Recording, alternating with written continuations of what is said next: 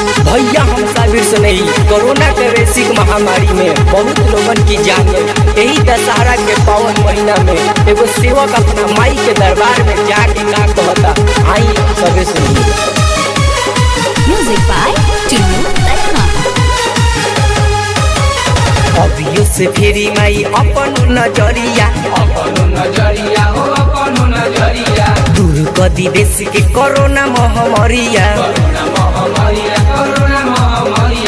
अभियो से फेरी माई अपन नजरिया, दूर कदी देश के कोरोना महामारिया। भूख से मरताटे दुनिया हो, काहे बुझत नहीं कुमाई महारानिया हो, काहे बुझत नहीं कुमाई महारानिया हो, काहे बुझत नहीं कुमाई महारानिया हो।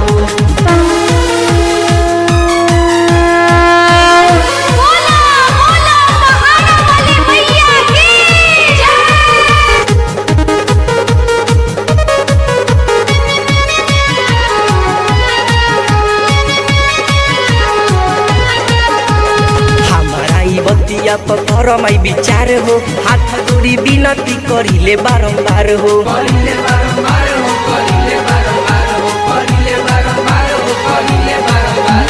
हमारा बतिया पर माई विचार हो, हाथ जोड़ी विनती करिले बारंबार हो।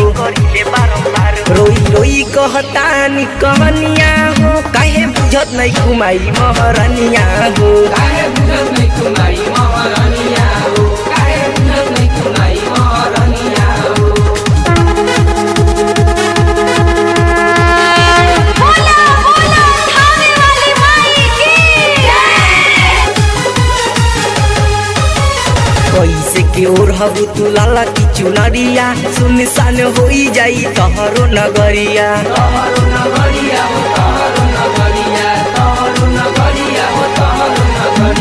कैसे के ओर हबू तू लाला की चुनरिया, सुनसान हो जाई तहरो नगरिया। साबिर रंजित पदे दिधे अनिया हो, काहे बुझत नहीं कुमाई महारानिया हो, काहे बुझत नहीं कुमाई महारानिया हो, काहे बुझत नहीं कुमाई महारानिया हो। अभियो से फेरी माई अपन नजरिया हो अपन नजरिया, दूर कदी देश के कोरोना महामारिया।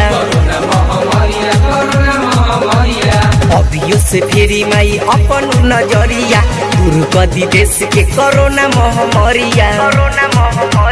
भूख से मरताटे दुनिया हो, काहे बुझत नहीं कुमाई महारानिया हो, काहे बुझत नहीं कुमाई महारानिया हो, काहे बुझत नहीं कुमाई महारानिया हो।